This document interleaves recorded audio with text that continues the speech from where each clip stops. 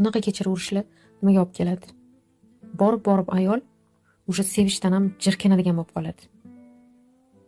Sevish, mehr berish, yaxshi gapirish, qo'ynini olish degan narsalar bu ayol uchun jirkanch narsa bo'lib qoladi. Har xil sevgi haqidagi narsalarni o'qiganda hech narsa his qilmaydi. O'sha shu darajada ayol kishini hislari qotib qoladiki, biror bir sevgi haqidagi gapni eshitganda, o'qiganda o'sha uni ichida bir narsa jiz etmaydi. Sevgi, qanaqadir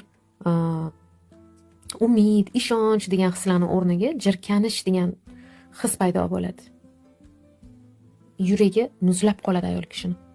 Bo'ldi o'sha unga sevish ham qiziq emas, ishonish ham qiziq emas, umid yo'q o'sha u ayolda. Bir marta kechirdi, 2 marta kechirdi, umid qildi, ishondi, imkon berdi, lekin hech narsa o'zgarmadi. Ayollar ketishi juda uzoq cho'zadi. Spetsialni cho'zadi. Chunki u biladi.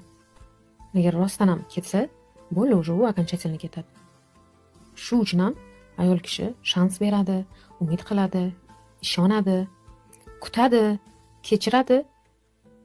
Chunki u biladi, u ketsa agar, u hech qachon qaytmaydi.